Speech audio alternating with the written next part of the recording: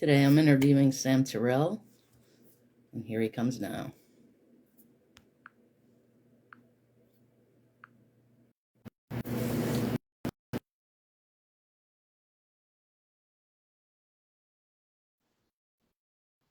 There All you right, go. there Better? we go. Yes. Okay. So back to the question. So I posted that video because I was really inspired by that, and I just would like you to tell everybody what inspired you to do that video. Mm. That was I posted that in 2020. So that was actually during the height of the pandemic. It was really when I felt like personally and I felt like societally there was a feeling of change being something that was necessary. And I think we talk about change a lot and like we want things to grow and move forward, but that video is called It's Time, and it was essentially a statement of we've had enough. It's time we make a change, and that change has to start with each of us on an individual level. So when I started writing it, all I had was the title, and I knew what I wanted it to. I just wanted to get across. It's time, and through kind of just creatively exploring it, I kind of told my story in it a little bit, and Right. spoke to the fact that there's a lot of problems in our society, and the solution to the problems is individual. It is we can all be part of the solution.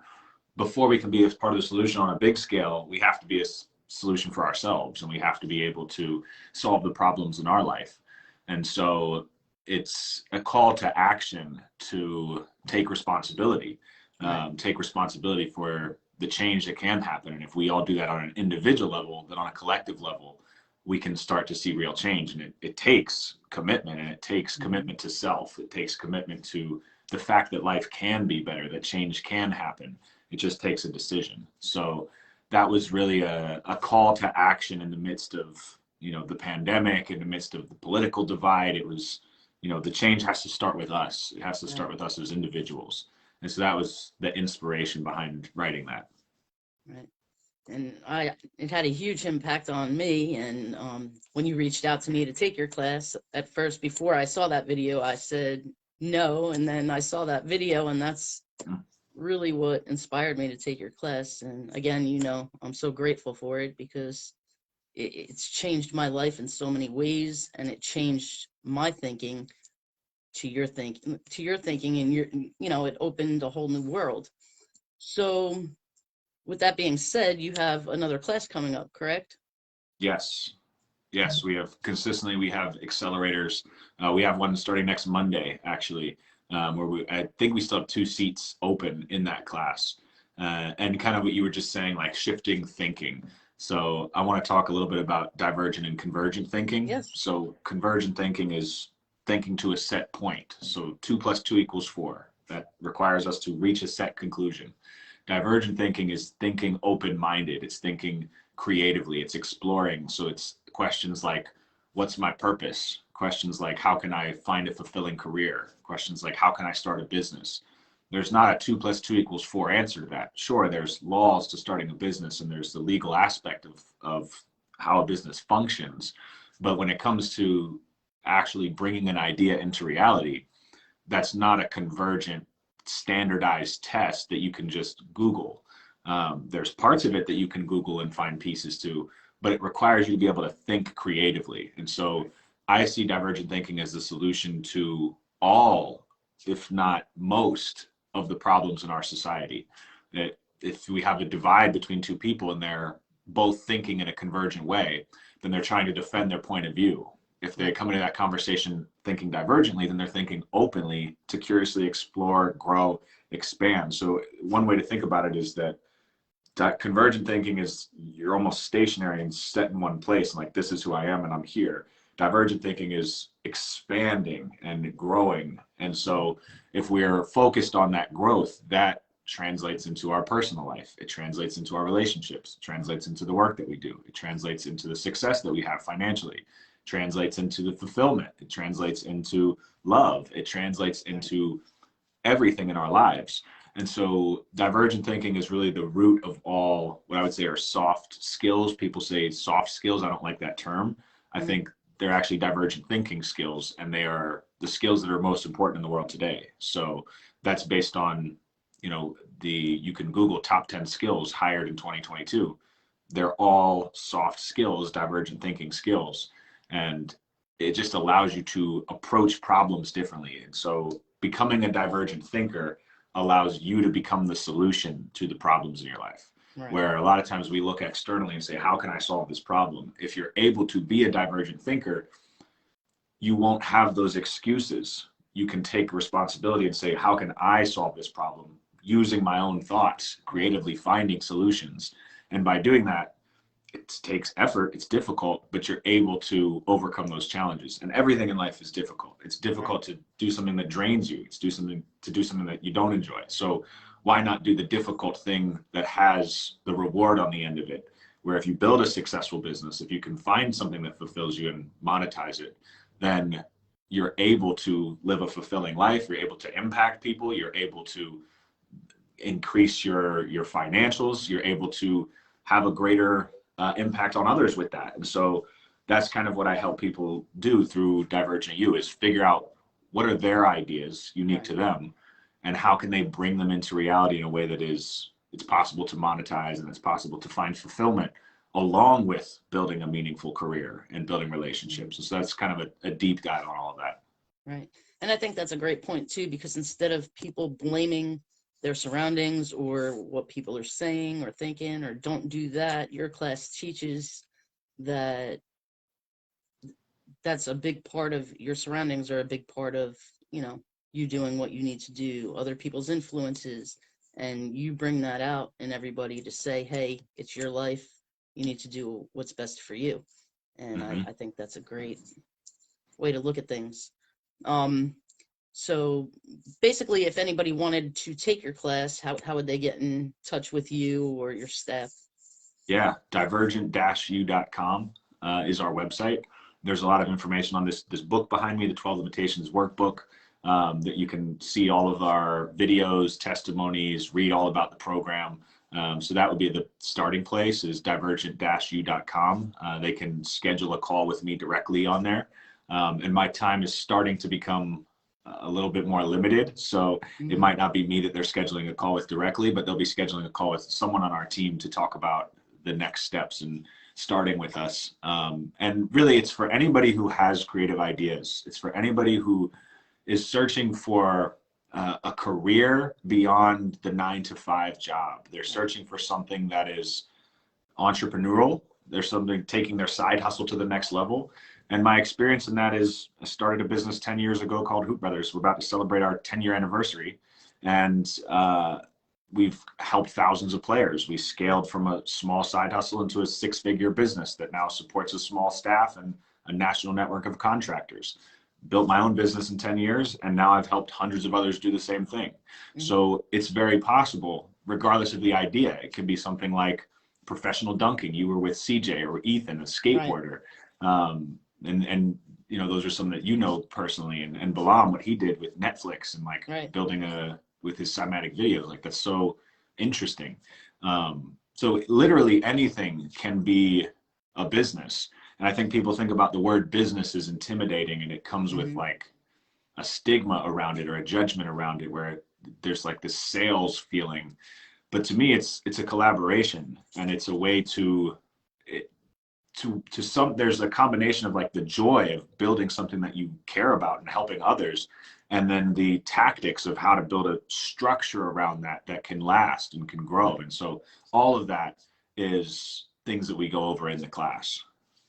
And pretty much all it takes is really commitment and showing up for yourself. 100%. How old were you when you started your first business? I was 18. I was 18 when I started Hoop Brothers. 18. That's amazing. Amazing. So, and I'm actually writing a autobiography right now, which I think we've spoken about a little bit, but that is just reminding me of those early chapters of my book, talking about the trauma that I was coming out of to start Hoop Brothers. I was in a very toxic relationship, and I didn't know how to, discover myself. I didn't know how to start a business. I was working a full-time job. I was in school full-time. I was, between the two of those, that's 70 hours a week of my time, plus a toxic relationship where I had no other relationships in my life at that time except this one person. And then I was cheated on and there was a massive heartbreak. Sure. So I've come from starting at that point of being in poverty, having no time, having no connections, having nothing but an idea. And through volunteering my time, that extra 4 hours I could get in a week to do something to build my business, that extra 3 hours I could give here or there, I was able to start building relationships. And that's kind of what my book documents, is that early stage, how you get out of it when you're in the really challenging piece where it feels impossible, is the part one of my book. And then it kind of expands into things that I've done since then. So it's possible. Now, is the book out yet, or you're not finished with it The yet? book is not out yet. The first draft is done. I'm working on the second draft now. So I'm hoping to have it out by the end of March, but a more realistic timeline is probably May. Wow, that's pretty amazing. Tell me about your music. Are you still doing your music? I'm taking somewhat of a break from the music, but I do have an album that will come out hopefully this year that compiles together all of the tracks I've put together so far. So in the last year, 2 years, I've come out with 7 different songs and poems, starting with It's Time. It's Time is the start of that journey. And so from It's Time to the last one I just posted is called Soul, which is on the keyboard. I'm out in the middle of a forest playing the keyboard, and it's a very like lullaby kind of feeling, almost a complete contrast from It's Time, which is like an aggressive kind of call to action. Soul is almost like a put you to sleep with a lullaby kind of feeling. And so the album is called Awaken, and it will go from It's Time through several tracks to the end where it's Soul. And it's basically my spiritual journey, and kind of how I've grown in the last 2 years. And it's been a pretty intriguing journey, I think, for anybody who's interested in exploring that. It's on my YouTube page, just Sam Tarell. And all the tracks that will be on that album are on YouTube now. And the album itself, I'll be releasing on all the streaming platforms later this year once I edit some of the music. Some of it is still a little raw. So that was all. The music videos are up for every single one of those if anybody wants to check that out. Wow, that's amazing. And tell everybody how old you are now, if you don't mind. I'm 28 now. Yeah, I'm turning 29 in July. And my point is at 29 years old, look at how much you've accomplished and how much you're helping people. So if you can do it, and Ethan can do it, and Balam can do it, and I can do it, anybody can do it. And I think that's the number one thing with people: fear of stepping out there, being vulnerable, and taking that leap. And definitely, it's challenging. It's not something that you just wake up and say, you know what, today I'm gonna go outside the norm and start my own business. And that takes courage. It takes a lot of thought. It takes a lot of commitment. And so it's not something I think people want to just jump at and commit to right away. But I think people also don't realize the world we live in today isn't the world any of us grew up in. There's so much more technology available to us that it's so much more possible than people think. I just had a conversation with one of my business coaching clients where he was saying he thinks it's going to take him 5 years to get his business started. And I told him it might be possible in 6 months. It might be a lot easier than you think if you have the knowledge of how to build an infrastructure, if you have the right connections and the right people. And you can find those things through working with a business coach. That's what I do business coaching for, through communities like Divergent You. You have to spark the curiosity before you shut down the idea. And the 12 limitations is the program is about what can stop you, what's everything, what's every excuse, what's every reason why it can't happen. And those are the 12 limitations. And so each of them, we go through the program and say, each one of these can be overcome. It's possible. And so the first starting point is belief, is the first limitation, the limitation of belief. If you don't believe it's possible, you will never look past that. You'll say it's impossible, you'll shut it down, and you'll just go back to whatever you were doing. But if you can challenge that belief and say, what if this could happen in 3 months? What's the most crazy thing I could imagine happening 3 months from now? What's the most crazy thing I could, and that's some of the exercises we do in the class. We set a 3-month goal and we say, go into a breakout room for 15 minutes. How can this happen? And you work with a few other people, you break it down, you come up with a strategy. 15 minutes later, you got to present that to the class. Now you have to share, like, what did you come up with? And the crazy thing is, when you give yourself permission to say it's possible, your brain naturally finds ways to make it possible. And that's divergent thinking. And so it's a very unique experience that I think has benefited a lot of people, and I'm excited for it to continue to. Yeah, it's amazing, really amazing what you've been doing and what you've done, and I so appreciate it, and I'm sure everybody else does as well. So for anybody that just wants to join your class or wants to get on your YouTube channel, can you just one more time state Yeah, that for it's us? And I know divergent you have a busy dash, schedule today. yeah, no worries, divergent-u.com. My YouTube channel, if you just search my name, Sam Tarell, Tarell. And then also our Divergent U YouTube channel, we will be launching, and I'll be sending this to you as well. We will be launching a whole series on our YouTube channel for Divergent U that will be all the frameworks we've created over the past 2 years, all the philosophies. We'll be doing interviews, we'll be doing group discussions. So I'll be keeping you in the loop about that as well. But that's Sure. something to look out for on Divergent U's YouTube channel, which again, you can search YouTube Divergent U, just the letter U. Hmm.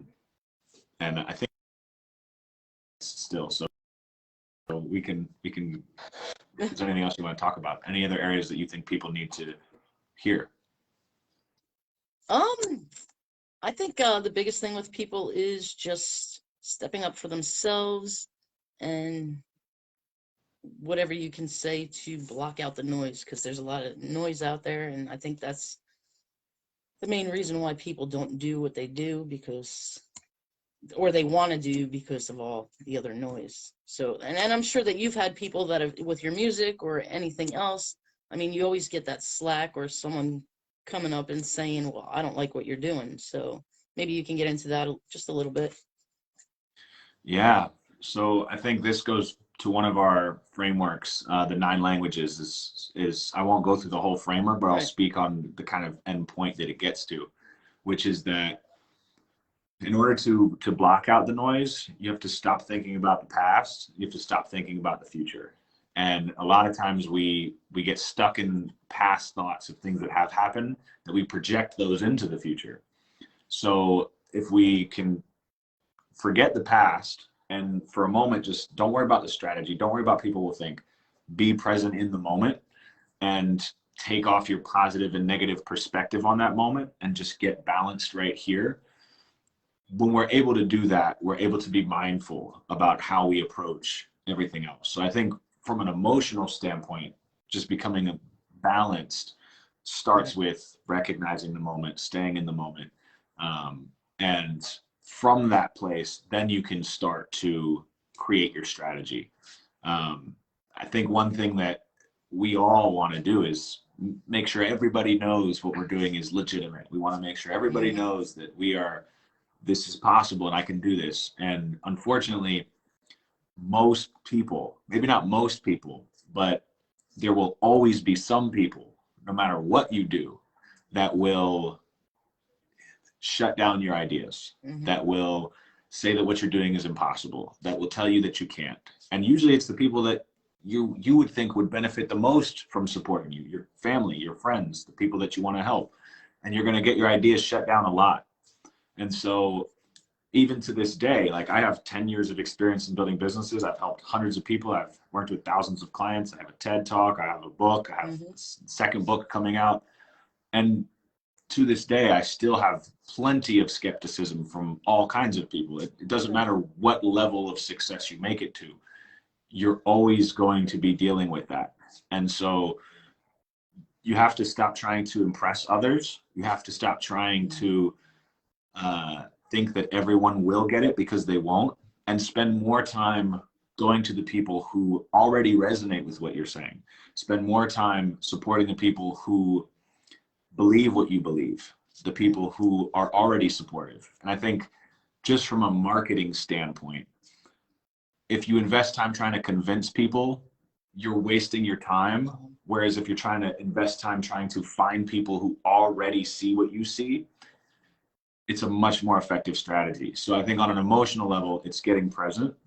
And on a tactical level, it is blocking out some of the people that you're trying to convince and acknowledge they won't get it. They may never get it, and that's unfortunate, especially if it's somebody you care about.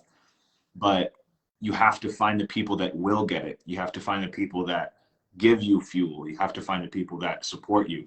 Right. So that's what I would say to that. Right.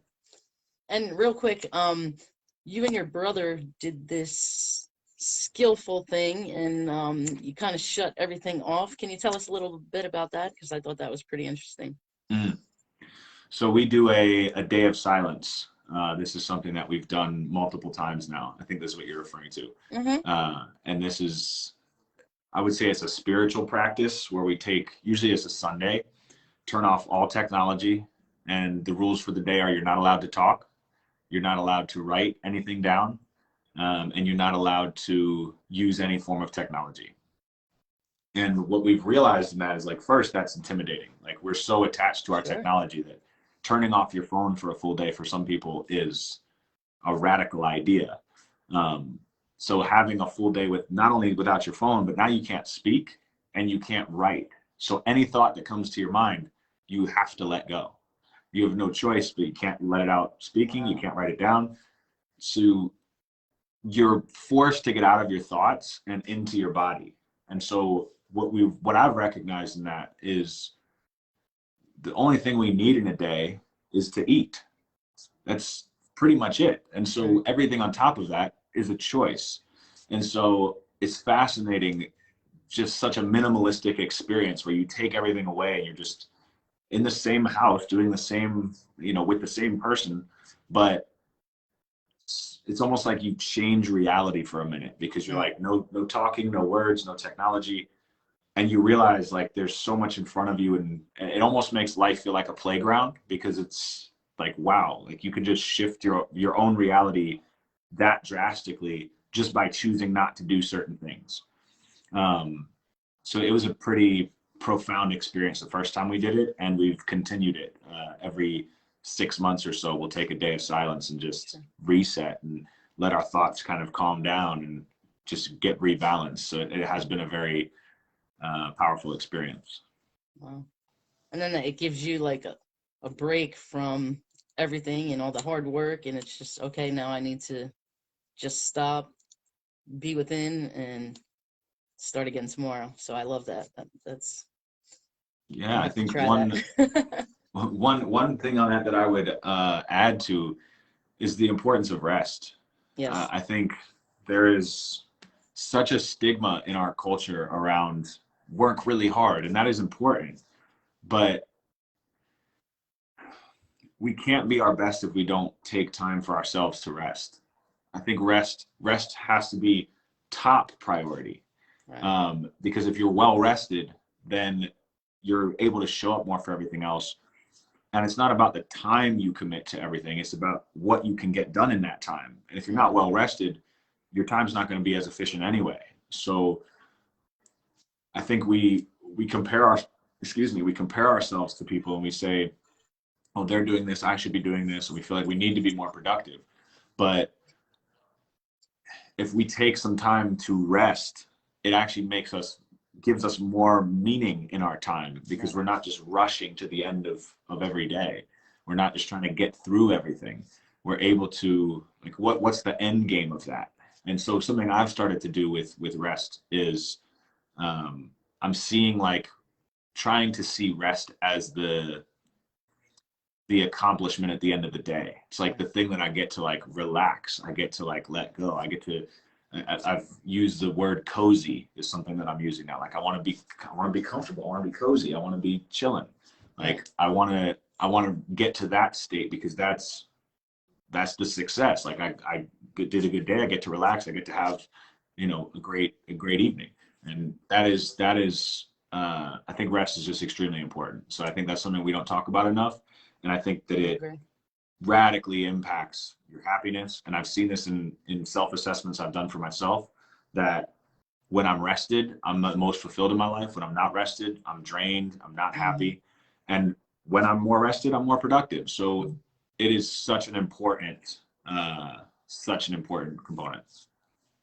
I agree. So thank you so much for coming today. It's always a pleasure to see you and see what you're up to, because you're always up to something. And let me know when the book's out and we'll have you back on. And I wish you all the best in everything that you do. And I'm sure we'll be talking soon. Thank you so much again. For anybody, I strongly recommend that you take this man's class.